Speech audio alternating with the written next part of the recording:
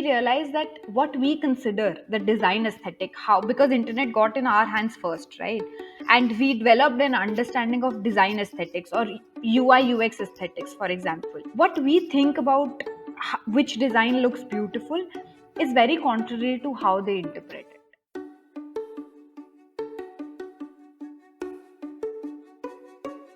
Hello and welcome to the Startup Operator podcast. I'm Roshan Cariappa. Kirti Jangra is the co-founder of Animall, which is on a mission to empower millions of dairy farmers, ushering in the next digital white revolution. I spoke to Kirti about some of the nuances of operating this rather unique business, scaling a managed marketplace, and building for the next billion internet users. This was a fascinating conversation with a young entrepreneur who's challenging centuries old norms and conventions. So let's get started with this episode of the Startup Operator podcast with Kirti Jangra. Hey Kirti, welcome to the Startup Operator podcast. Thank you so much for making the time. Thank you guys for hosting me. Yeah, so I've been really looking forward to speaking with you. I think you're operating such a unique business. So maybe to set context for our audience, right? Let's go back to the founding story of Animal. It started as a hackathon idea at Pratilipi. By the way, we hosted Ranjit on episode number 55. I think it was December of 2020, way back when. But this idea of building an online platform to empower dairy farmers, right? Where did this originate, and how did you end up putting the pieces together? Sure. So, to be honest, it didn't originate just like this that, oh, we're going to try to build a platform to empower dairy farmers. Initially, it just started out as a problem. Like you mentioned earlier as well, that it was primarily about, in the hackathon, it was primarily about what do you build for the next 1 billion, 500 million users of India, which is Bharat. And then the team came up with the idea that there are two primarily most utility based things that Bharat does, one being agriculture and another being dairy farming. There were very smart people solving in agriculture, so moved more towards dairy farming, which was a completely empty space. And within that we realized that, okay, dairy farming, there are multiple pain points, but certain things are more vitamin and some are more painkillers. This cattle trading piece came out to be a bigger painkiller. It was a very problem oriented approach to the whole thing. It wasn't that, a platform is what we are looking to build, so it wasn't that Hmm. solution oriented. We still are not very solution oriented. We're completely loyal to the problem. So the idea that, okay, they have difficulty in trading animals, especially cattle, what can you do about it? And hence, a platform that can connect sellers and buyers came into picture, which then evolved into what can we do, whether just being a connection platform, are we going to stop at that, or are we going to try to make it a complete marketplace? And as we went deeper and deeper, we realized that, it's not just a problem of connection, it's also a problem of fulfillment, it's also a problem of logistics, it's about making the transaction happen completely, it's also a problem of quality, it's also a problem of standardizing, giving transparency in that transaction. So as we went further more, we realized that the problem and the size of the problem. But coming back to answer your question more concisely, it was that this journey of figuring out, of being loyal to the problem, got us to the fact that, okay, we can build a platform, because platforms what the solutions really going to be. Right. I think that's such an important point that you make, which is I think the solution is fungible. You really have to find the problem, right? I mean, the problem. Otherwise, I mean, we see so many startups go from, just being nice to have to need to have. And that's a painful journey, actually, really. And if you find the right problem, which is a painkiller, as you mentioned, I mean, it makes a lot of things a lot more easier. The other thing is that, you can't just solve one slice of the problem, right? I mean, I've hosted agri-tech founders as well, and they end up solving like a plethora of things, right? And oftentimes, I mean, that seems like a hairy problem to solve, that seems like a very complex problem to solve. There are so many loose ends, right? So how do you think about that as an entrepreneur? To be honest, I think we are very early in the journey. So, all that I say from here, please take it with a pinch of salt. It's what we have learned till now, and the journey is a long one. I'm sure we'll learn a lot more. Whatever I will say is not wisdom, it's just what worked in our context. Having said that, now coming to this, I think for us, how we think about it is, can you dissect it as much as possible? So, for example, if you consider cattle trading, there are possibly 100 million transactions happening in India in a year, in which a buffalo or a cow is traded, a milch buffalo or a milch cow is traded. And it's really about dissecting that, which type of user, which type of transaction, which ASP, which SKU, where can you start dissecting it? Yes, we want to solve for the whole market eventually, but what is that one type where you start? And for us, that's how we've sort of that's how we've sort of operated with the loose ends. Because if you start, a lot of people always ask me this question, that how did you build trust in the first 1000, 10,000 users? And for us, that was not a problem. We were not looking to solve for trust in the first 1000 users. We were looking for people who would genuinely just trust something because they have such a big problem, and they are Mm, perhaps early adopters, they are tech savvy, so they would just adopt. Because the problem in the early 1000 users we were solving was, is the product right, not that whether the user can trust. So it's mm, really about dissecting and then figuring out which hypothesis are you trying to solve for, or what are you trying to build for whom, and being very specific about it. So one example that we talk a lot about even within our team is that Facebook never started as social network for everyone. It started with second, third year college students, and that's where it built its base, and then of course it started capturing a lot more market. So it's more about dissecting which can you make the thinnest possible slices of the problem, like be it mm. by TG, be it by product type, be it by transaction type, etc., and then just Right. try to solve for each slice. Yeah. So if I understand correctly, have an understanding, holistic understanding of the ecosystem, but pick the problem that you're most keen to solve for right now, and then have these on the horizon, right? I mean, you could probably like put that on the roadmap and get to it at a later point in time. So we'll take a slight diversion and talk about this Bharat user, right? There's a lot of steam for this whole build for Bharat mission as such, right? We've spoken to plenty of entrepreneurs on the podcast itself: Vinay of Stage, Jani of Local, Fareed of Share Chat, so on and so forth. And it's a rather unique experience, right? Often we go in with some presumptions of what works, and the reality could be quite different. What are some lessons you've learned along the way on building for the Bharat user? Specifically, like a lot of lessons learned, but when I talk about specifically for Bharat user, I think one was that we realized that what we consider the design aesthetic, how, because internet got in our hands first, right? And we developed an understanding of design aesthetics or UI UX aesthetics. For example, what we think about which design looks beautiful is very contrary to how they interpret it. So I'll give a small example. I was with my grandmother, and I used to test a lot of our products with her because she is a typical Bharat user. And 2 years ago, we had taught her phone. We taught her Facebook. She doesn't know login. She doesn't know Google Play Store, etc. She just knows like Facebook. We have downloaded. We created. So now she scrolls. Same with anything, YouTube. And I observed her behavior a lot. So one example in the design aesthetic sense was that a designer created a cartoonish cow for the reload page, because if you know, Amazon has this funny dog that comes and says, oh, you're Yeah. offline. So they thought to do this something similar, like a similar version of that with a sad cow, but it was cartoonish. And I showed it to her, and she was like, this looks like Ganeshji. She didn't think it was a cow, because for her, her design aesthetic, A is not cartoonish, B cannot imagine a cow on 2 feet like how the designer created. And I have a lot of examples to show this. For example, whenever we hired a marketing agency, they would create such really nice creatives that they would never work for our user, because our user would think that they are beyond my reach. This stuff is not made for me. Whenever we would have like a picture of a cow clicked in a house, and uske upar we would write that, available for sale in Hindi, of course. And those would do much better than a really nicely clicked picture, or a picture with a lot of Photoshop in it, or very flashy graphics. They've Mm. never worked because the user always thought ki this item does not belong to this piece of information, even in an ad marketing creative, never worked. So the whole idea of how we think what design aesthetic is right, like the cleanliness part of it, or the negative spacing, this and that really like we had to internally redefine what we think is beautiful, or what we think is from a user flow point of view easy. So I think that was one big learning.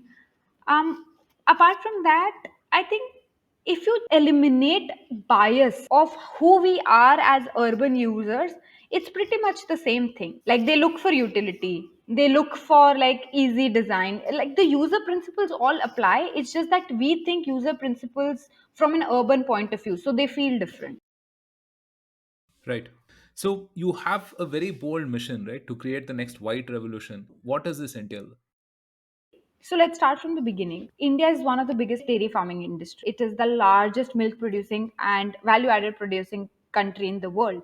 We have about $130 billion of milk retail, matlab milk and milk products retail every year. And then there's about 100 billion that goes into the input for this. Now, for us, what we've realized is that the productivity of India is about one sixth of that of any other country. And it primarily is because of the same reason that agriculture holds, which is that the herd size and which is the holding size in agriculture is very small. And because of that fragmentation, all of the inefficiencies come in picture. Our goal is that we can make dairy farming meaningfully profitable if we are able to solve for the inefficiencies that happen because of fragmentation on the input side. So be it cattle trading, or be it cattle feed, be it healthcare, be it financing, be it insurance, all of these things happen because a markets extremely fragmented, and b there is no tech intervention that can lead to creating some layer of efficiency in this fragmented market.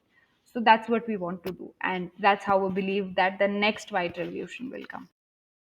So at the heart of it, Animal is a managed marketplace, right? And it's one of the harder problems to solve, I think, to be able to match demand and supply, to control quality of delivery at the last mile, so on and so forth. What are some of the things that you've realized in scaling this kind of a managed marketplace? So I would like to put this as disclaimer that we do not plan to forever be a managed marketplace. We got into managed marketplace because we wanted to learn better, and we Right. thought this is one of the most straightforward ways to learn. But to answer your question, I think it is quite difficult managing that demand and supply, being very, very strict with your quality standards, delivering the best value to the user, delivering the best value to both demand and supply so that they stick with you, and opening up a new market which didn't exist so much before. It is one very challenging problem. I think standardizing something as live as an animal is quite tough. I Hmm. the whole piece, in my opinion, lies on the fact that can you standardize something as unstandardized as a living being, and then can you deliver on that promise to the buyer that I told you that this is what I'm offering you, and this is what I offered. Within that, of course, everybody in this market today operates with an error margin.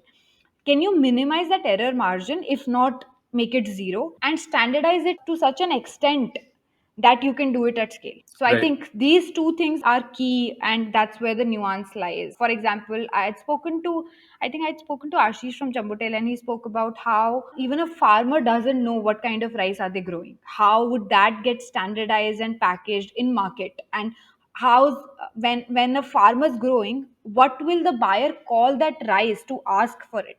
So the similar thing. So similar thing exists in our market. Every area that we go to. So for example, Gwalior or Indore or Pune and Hyderabad, everybody says that we want, example, Murrah cattle, and everybody Hmm. has that specification, but all of them want different things. So when you go to the buyer, they're like, yeah, what I want is cattle A, da da da. These are my specifications. But when you deliver, the first time when we did this, our inaccuracy rate was about 75% because we bought as the supply said that this is what we have, and then the buyer said, yeah, this is what I want. And when we supplied, the buyer was like, oh, but we wanted a superior quality, or we wanted the height of the pashu to be X. So it is really about how granular can you make your quality standardization so it exactly matches what the buyer is saying and what you're sourcing from the supply, while also not truly hearing what the buyer is saying, which, for example, Murrah.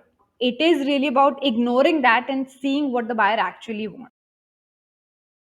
It's also about buying what's available, right? I mean, because I would assume that at cattle fairs and so on and so forth, people probably look at what is available and pick the best of the lot. Or do they have some preconditions that mujhe aisa chahiye, and then they look for it wherever it's available?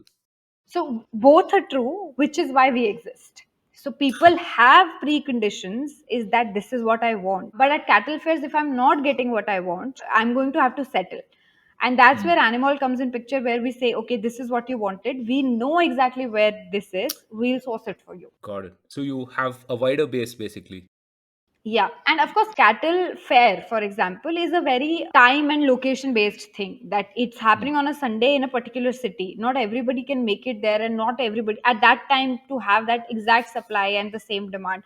One really big misconception for our market is it's not as simple as मुझे गाय चाहिए. It's really that I want an HF cow in second lactation, about 16 to 18 liters of milk, this much height, this much width, this udder size, and then whether I want it with a male calf or a female calf, because of which price varies. So it's a much granular choice than even a car, where we Right. have brands and where we have much standardized SKU. It's more granular than that. Yeah, I can imagine it's a super complex buying behavior, right? And again, very complex that you're doing it digitally because these norms and conventions, the cattle fairs that we've talked about, have existed for decades and centuries, right? How do you get people to start doing things in a different way? I mean, so what was that hook to your early buyers and early users saying that, hey, here's a new way of doing things and this could actually be 10x better than whatever you're doing right now?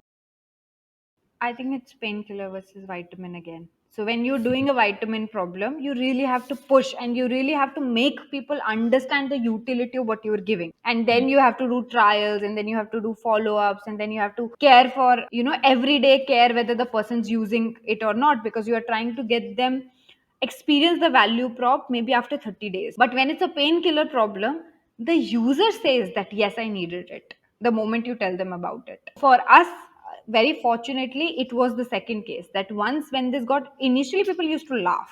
They used to laugh that what a joke, kabhi गाय भैंस online बिक सकते हैं क्या. But now when you speak to them, it feels the most natural thing.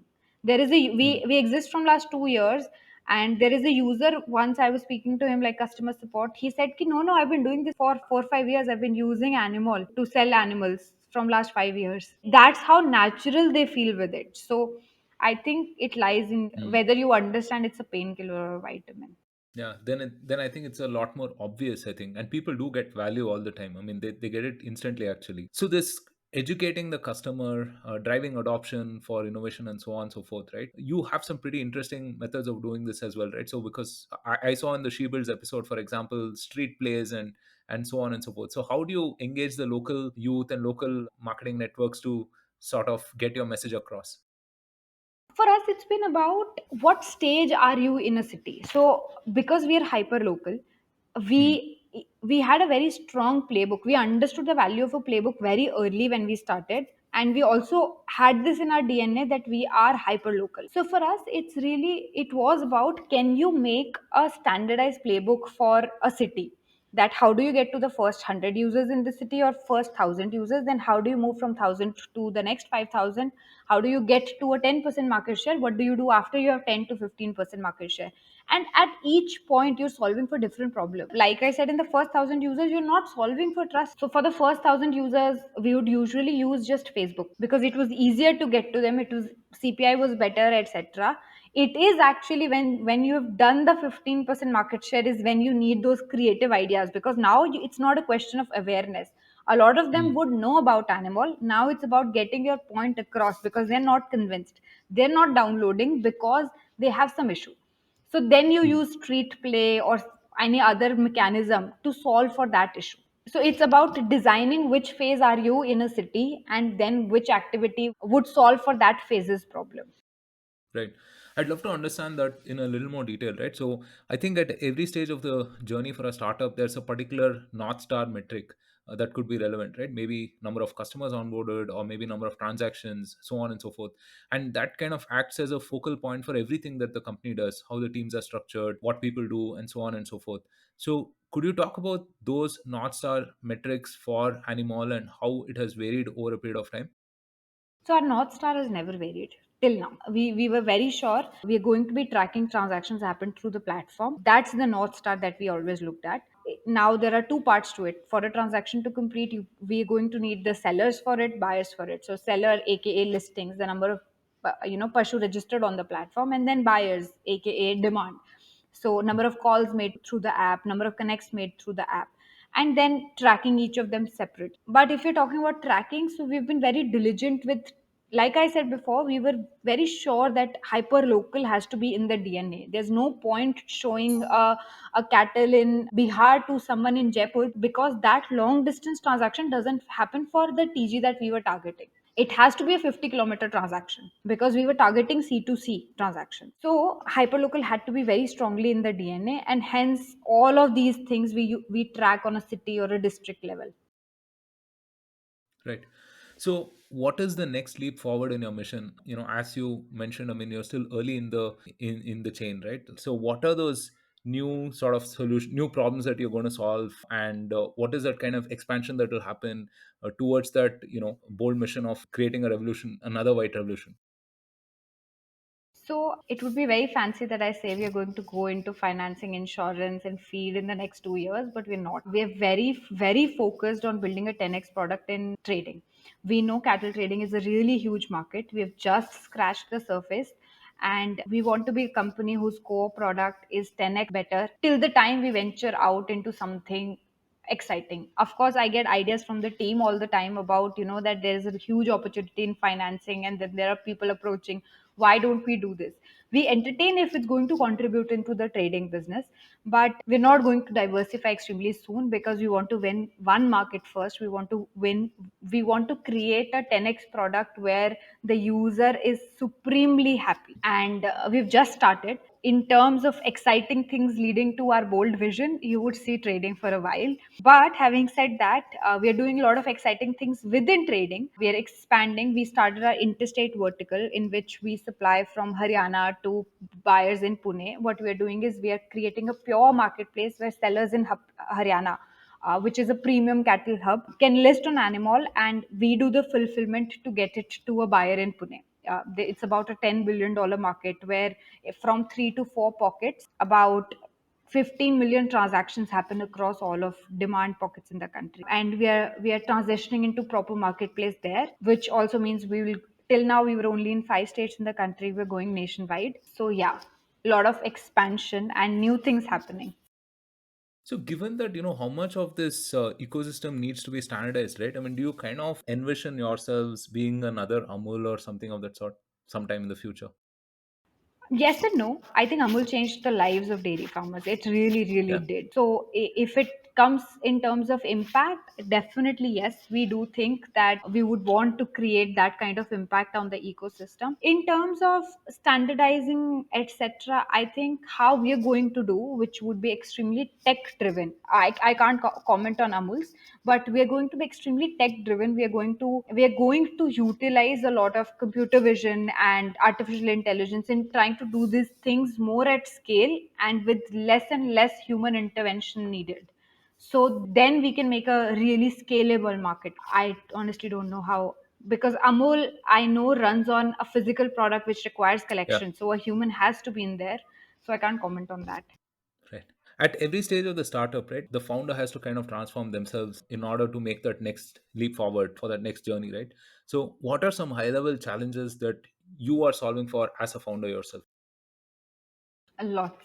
I think when we were 0 to 1, we did a lot of wing it. We really were like, करके देख लेते हैं. Let's just do it and see. Let's just do it and see. Because anyway, the company was so small that whatever we could, the scale was small. The cost of money for us at that time, even when we were funded, it was about, you can do it at a small scale. It wouldn't cost that much, so let's just do it. And we did a lot. Our product actually got built like ki, whatever crazy idea comes, let's just do it, let's just implement it full scale, see what happens. If not, change direction very, very fast. So consider like a ball of energy just going here and there, and within that finding direction. So हमें भी उसकी आदत पड़ गई, करके देख लेते हैं.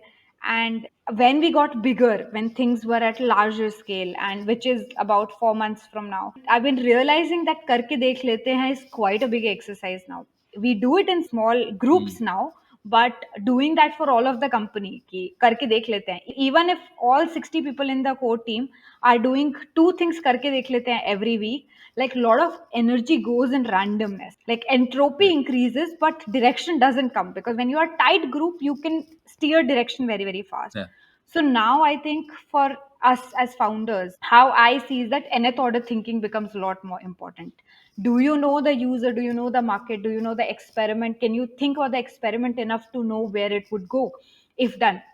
So I think that winging it now is more controlled, it has more direction, and is done in smaller groups rather than, how we used to initially be like with 10 people, ki whatever crazy idea comes, just do it. So a respect for direction, thoughtfulness has come a lot in me. It's still a challenge. It doesn't come because we're still changing gears. It doesn't always come, but learning that again, rest all hiring senior people, hiring and managing teams, etc. All of those challenges exist.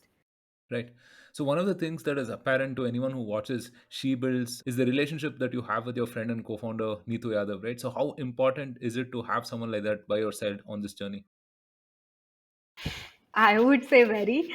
When I joined Animal, this was one of my biggest reasons. For me, it was a lot about कि साथ में करेंगे तो मजा आएगा. And as much as I'm in it for the larger vision to change dairy farming in India, I'm also in it for the fun of problem solving. And it's a lot more fun when you're doing it with someone who's a lot like you, driven, talented, and there's a high degree of trust. So alignment's just better. We don't have to spend time on things like building trust or questioning each other's intentions, etc. All of that sorted. It's been done in the past, so we really just power through the problem solving.